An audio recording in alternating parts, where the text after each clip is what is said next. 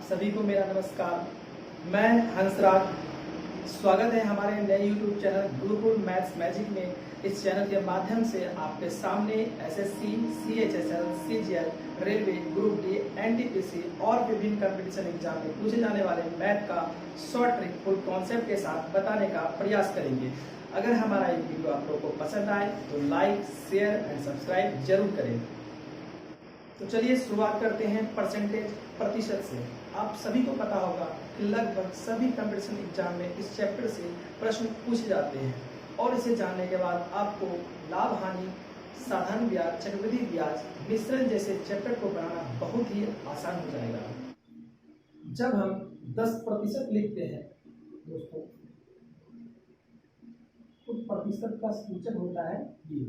10% का मतलब क्या होता है? 10/100। इसका मतलब क्या होता है? इसका मतलब ये हुआ 100 में 10।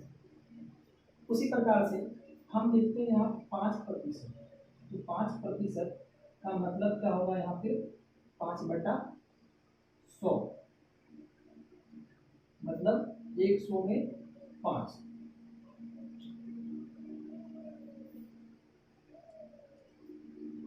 इसी प्रकार से जब हम 20% लिखते हैं तो 20% का मतलब क्या होगा? 20/100। इसका मतलब क्या होगा? 100 में 20। ठीक है। उसी प्रकार से हम लिखते हैं x%। तो x% का मतलब क्या होगा? तो x/100। 100 में x, क्योंकि x का मालूम हमें अभी नहीं है मान। उसी प्रकार से y% लिखते हैं तो इसका मतलब क्या होता है? y/100, मतलब 100 में y। इसी प्रकार से आपको आया 5%। तो 5% का मतलब 5/100, मतलब 100 में 5। अब सवाल है कि 100 में 5 तो 1000 में कितना होगा? तो उसी प्रकार से हम लिखते हैं क्या? 1000 का 5%। 1000 का 5%। 1000 का 5% क्या होता है? तो 1000 का मतलब क्या होता है? गुना 5/100। ये 0 खत्म। ये आपका आ गया कितना? 50 रुपया। कहने का मतलब क्या होगा? ये 1000 का 5% कितना होगा? 50। इसी प्रकार से लिखते हैं 2000 का नाम पे आपको निकालना है इसका 25%। तो इसका 25% निकालना है 2000 का 25%। तो 2000 गुना 25/100। 25 दूनी 50, 500। क्या है? 500। चलिए तो आगे बढ़ते हैं। ये रहा प्रश्न। 20-25 का कितना प्रतिशत है या 25 का कितना प्रतिशत 20 है? दोनों सेम क्वेश्चन है। दोनों सेम क्वेश्चन है, कोई कंफ्यूजन नहीं। क्वेश्चन देखने में कितना आसान लग रहा है दोस्तों, लेकिन बहुत कंफ्यूजन होती है, बहुत दिक्कत होती है कुछ लोगों को कि कैसे किस तरह से बनाया जाता है।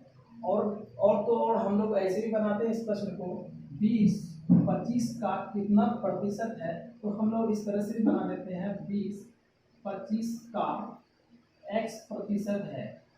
तो दोस्तों इसको बनाने में आपको बहुत ज़्यादा समय लगता है, बहुत ज़्यादा समय लग जाता है आपको ये बनाने में। इस तरह से बना सकते हैं, बनाते भी हैं सभी लोग, लेकिन इसको हम कैसे बनाते हैं हम लोग को ये देखिए। 20-25 का कितना प्रतिशत है, पहले ये देखिए 20-25 का कितना प्रतिशत है, किसके बारे में पूछ रहा है। तो आप देखने से पता चलता है ये 20 के बारे में कहता है कि 20-25 का कितना प्रतिशत है। 20-25 का कितना प्रतिशत है, यानी 20 के बारे में पूछा जा रहा है, किसके संदर्भ में, किसके रिस्पेक्ट में, या बोल सकते हैं किससे तुलना किया जा रहा है, तो 25 से तुलना किया जा रहा है। 20-25 का कितना प्रतिशत है, तो जिससे तुलना किया जाए या फिर जिसके संदर्भ में कहा जाए, जिसके रेस्पेक्ट में कहा जाए, उसको नीचे लेते हैं। 20-25 का कितना प्रतिशत है, तो प्रतिशत कितना, परसेंट बदलने के लिए क्या करते हैं? 100% से गुना करते हैं, 100% से गुना करते हैं। तो 25 × 100 यानी कि 80%। बिल्कुल दोस्तों, केवल 5 सेकंड में हल होगा। 5 सेकंड में, उससे ज़्यादा समय नहीं लगेगा आपको, 5 सेकंड में हल होगा। इसी प्रश्न को क्या है उल्टा लिखा है कि 25 का कितना प्रतिशत 20 है। सेम क्वेश्चन है, 25 का कितना प्रतिशत 20 है। तो यहाँ भी देखिए पढ़िए, 25 का कितना प्रतिशत 20 है, लेकिन 20 के बारे में पूछा जा रहा है, इसके संदर्भ में तो 25 के संदर्भ में। तो यहाँ भी वही सेम कंडीशन होगा, यही चीज है आपको प्रश्न पूछे आपका 25 का कितना परसेंट है या फिर 25 का कितना परसेंट 20 है। अब यहाँ प्रश्न है 20 25 से कितना प्रतिशत कम है। 20 25 से कितना प्रतिशत कम है, चलिए देखते हैं। पहले ये देखिए 20 25 से कितना कम है, तो आपको दिख रहा है ये 5 कम है। 20 25 से कितना प्रतिशत कम है, यानी किससे तुलना किया जा रहा है, जब किसके संदर्भ बोला जा रहा है तो 25 के संदर्भ में। तो 20 25 से कितना प्रतिशत कम है, पहले ये देखते हैं कि कम कितना है, तो वो देखते हैं 5 कम है। किससे, तो 25 से। तो जिसके संदर्भ में कहा जा रहा है या फिर जिसके तुलना किया जा रहा है उसको नीचे लेते हैं, गुना 100%। तो आप 25 चौक 100 4 5 6 20%, ये आपका आंसर आता है। ध्यान दीजिए दोस्तों, यहाँ प्रश्न आपका था 20 25 का कितना प्रतिशत है, तो यहाँ 80% मिला था। लेकिन यहाँ जो आपका पूछा गया 20 25 से कितना प्रतिशत कम है, ये पूछा गया है। लेते हैं अगला प्रश्न। प्रश्न है ए की आय बी की आय से 25% अधिक है, तो बी की आय ए की आय से कितना प्रतिशत कम है। तो पढ़िए क्या लिखा हुआ, यदि ए की आय बी की आय से 25% अधिक है, यानी अधिक कौन है, ए का, तो हम बी को मान लेते हैं 100 मान लेते हैं, आसानी होती है, 100 मान लेते हैं बी को। तो ए की आय बी की आय से 25% अधिक है, यानी ए जो है आपका बी से कितना है, बी से जो है 25% अधिक है। तो बी का 25% निकालेंगे, यानी कि 100 का 25% निकालेंगे, कितना होगा दोस्तों, तो 100 का 25% तो 25 ही होगा। 100 का 25% क्या होगा आपका, 25 ही होगा।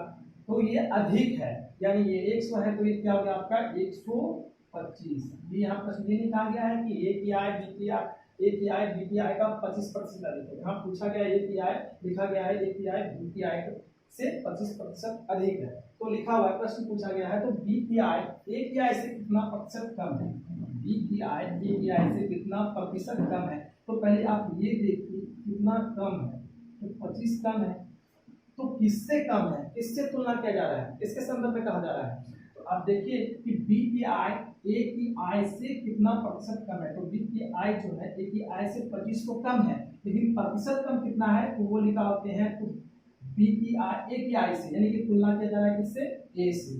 तो आप 125 नीचे लिखते हैं और प्रतिशत कितना करने के प्रतिशत करने के लिए क्या करते हैं, 100 से गुना करते हैं, 100% से 25, ये आपका आ जाता है 20%।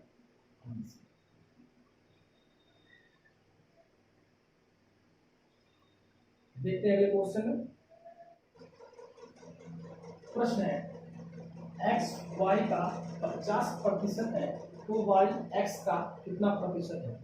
दूसरा प्रश्न में लिखा है x y से 50% कम है, तो y x से कितना प्रतिशत अधिक है।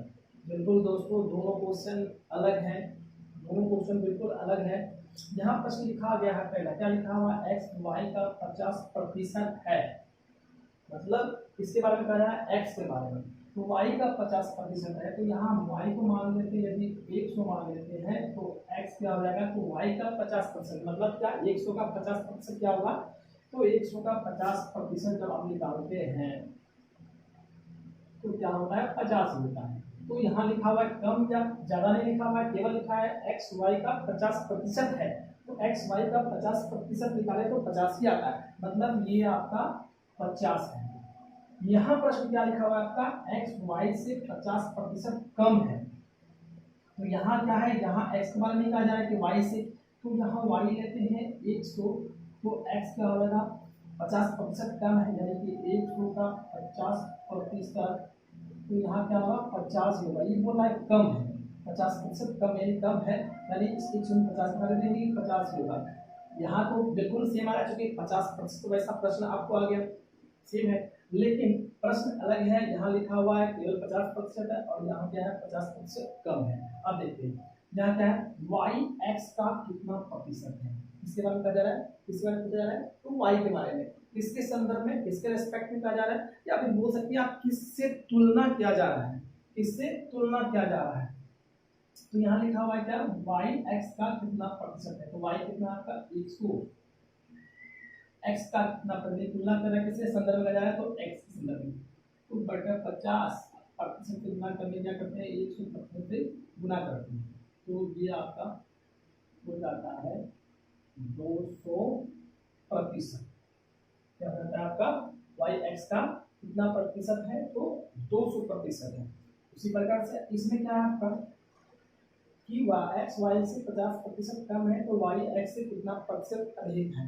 अब यहाँ देखते हैं कि वाई एक्स से कितना प्रतिशत अधिक है, तो पहले ये देखिए दोस्तों कि कितना अधिक है, तो 50 अधिक है, तो किससे तुलना किया जा रहा है, किसके संदर्भ में कहा जा रहा है, तो यहाँ बोला है वाई एक्स से, यानी एक्स से तुलना किया जा रहा है, तो एक्स से तुलना किया जा रहा है, यानी क्या एक्स से कितना है, उसको नीचे से जिससे तुलना किया जाए, या फिर बोल सकते हैं जिसके संदर्भ में कहा जाए, जिसके रेस्पेक्ट में कहा जाए उसको नीचे लेते हैं। तो y x से कितना प्रतिशत अधिक है, तो यहाँ 50 अधिक है, बटे क्या नीचे लिखेंगे जिससे तुलना किया जाए, गुना 100, प्रक्रिया आपका कितना आ गया 100%।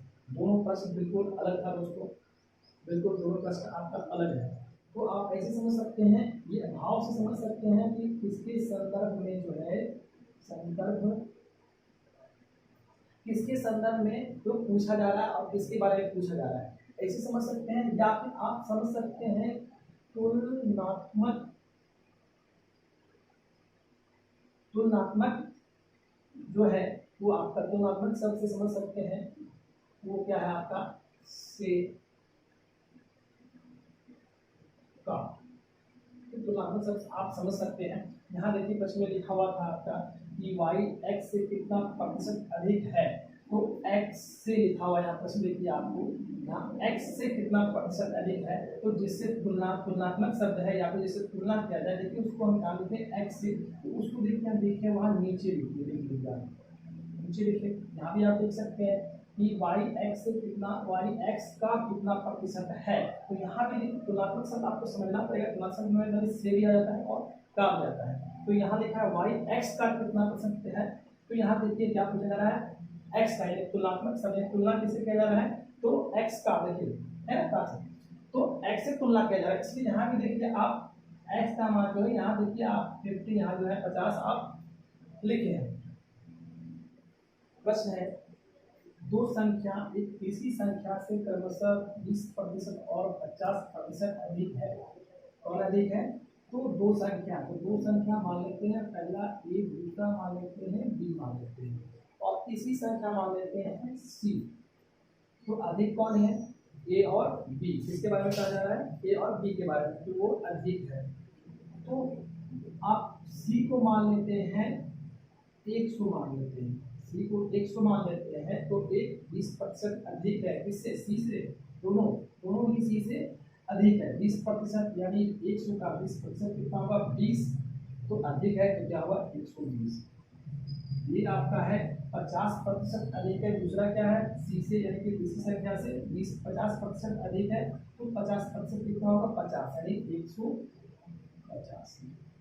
अब प्रश्न है, तो पहली संख्या दूसरी संख्या का कितना प्रतिशत है, तो पहली संख्या किसके बारे में कहा जा रहा है, पहली संख्या के बारे में प्रश्न पूछा जा रहा है, किसके संदर्भ में, दूसरी संख्या के संदर्भ में, या फिर एक शब्द आप बताए थे तुलनात्मक शब्द बताए थे से या का, तो दूसरी संख्या का ये देखिए तुलनात्मक शब्द है, तो दूसरी संख्या का जैसे तुलना किया जाए उसको क्या लिखेंगे, नीचे लिखते हैं, तो 150% के लिए 100 से हम लोग गुना करते हैं, ये आपका 15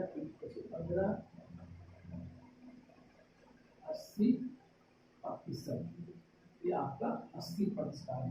बिल्कुल दोस्तों, बिल्कुल आपको ये बनाने के बाद बिल्कुल 5 सेकंड के लगे बनाने में, बहुत जल्दी बन जाएगा आपका। दूसरा प्रश्न था कि पहली संख्या दूसरी संख्या से कितना प्रतिशत कम है, वहाँ केवल पूछा था कितना प्रतिशत है, और यहाँ पूछा है कितना प्रतिशत कम है।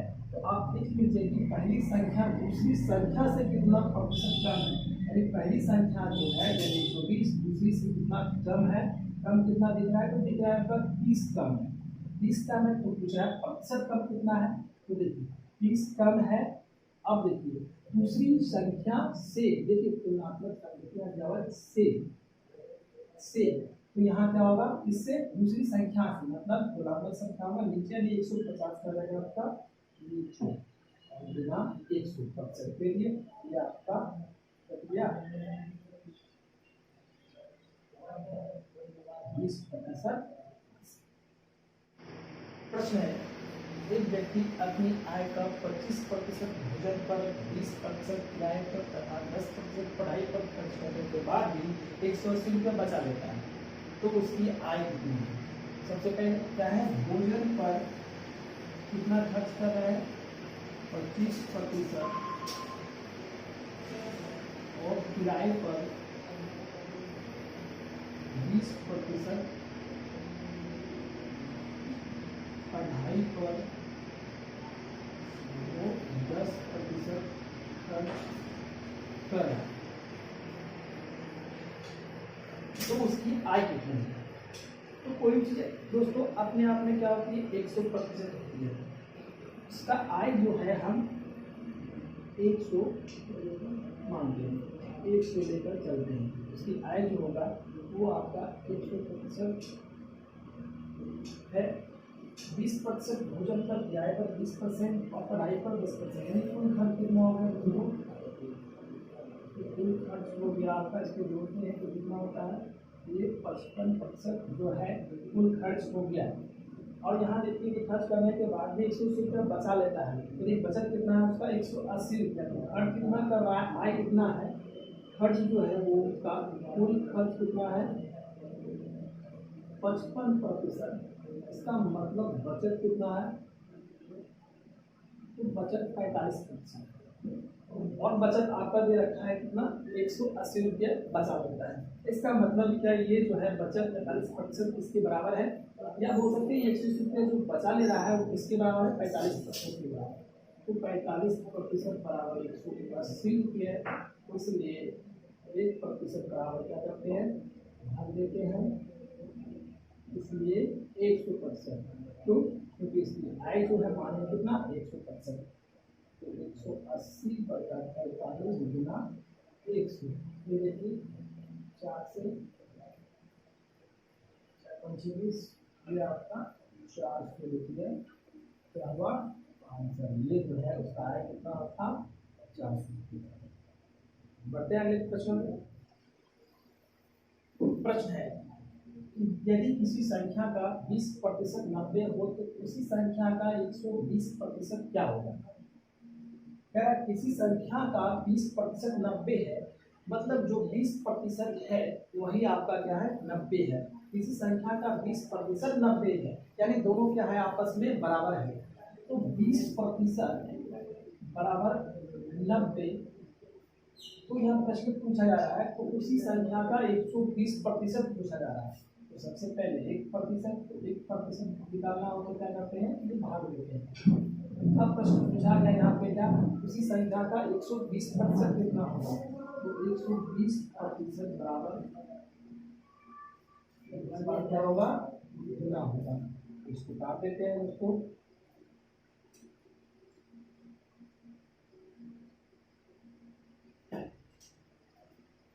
तो 40, ये आपका रहा आंसर। प्रश्न है, यदि किसी विद्यालय में 70% विद्यार्थी लड़के हैं तथा लड़कियों की संख्या 540 हो तो लड़कों की संख्या क्या है। दूसरा प्रश्न है, कुल विद्यार्थियों की संख्या क्या है। दो तरह का प्रश्न है, चलिए देखते हैं। 70% क्या है, विद्यार्थी है, जो है आपका वो लड़के है, यानी बॉयज जो आपका कितना है, वो आपका 70% है। तो यहाँ प्रश्न पूछा गया है, तो विद्यार्थियों की संख्या, तो विद्यार्थियों की संख्या जो रहा होगा, विद्यार्थी की संख्या पूरा रहा होगा,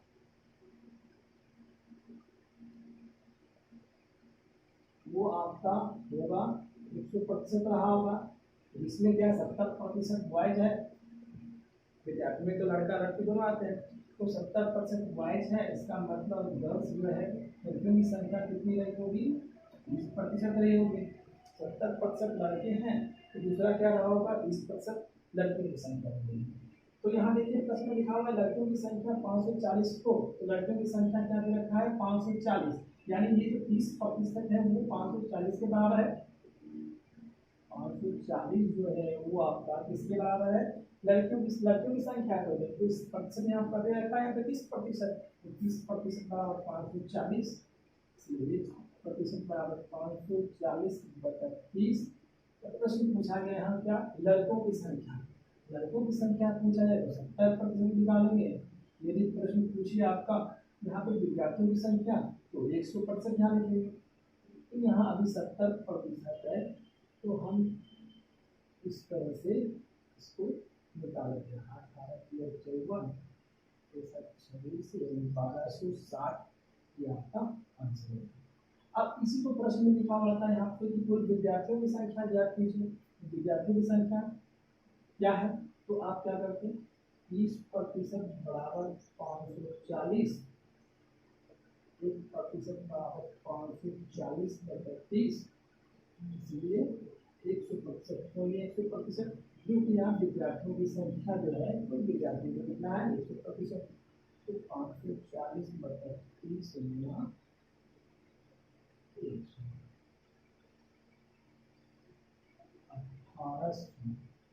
1800 जो है कोई विद्यार्थी था।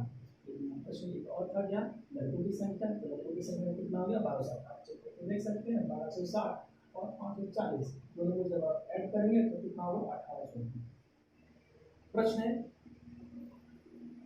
एक चुनाव में 2 उम्मीदवार थे, जीतने वाला उम्मीदवार 54% मत प्राप्त किया और 640 मतों से जीत गया, तो इस चुनाव में कुल कितने मत डाले गए एवं जीतने वाला उम्मीदवार का कुल मत क्या है। देखिए यहाँ जीतने वाला उम्मीदवार जो है कितना मत प्राप्त किया है 54%, तो यहाँ लिख लेते हैं पहले जीतने वाला जो उम्मीदवार है वो कितना प्राप्त किया है 54% मत प्राप्त किया है और वो 640 मतों से जीत गया। इसका मतलब ये है कोई दूसरा उम्मीदवार भी होगा जिससे 640 मतों से जीत गया, यानी दूसरा जो उम्मीदवार होगा वो हार गया होगा। तो हारने वाला जो उम्मीदवार होगा, देखिए ध्यान दीजिए 54% जीतने वाला है, इसका मतलब जो है वो हारने वाला जो उम्मीदवार प्राप्त किया होगा। तो यहाँ मान लेते हैं यहाँ कुल मत जो है 100%, कोई बताइए कोई जो है क्या होता है 100%, 100% होता है।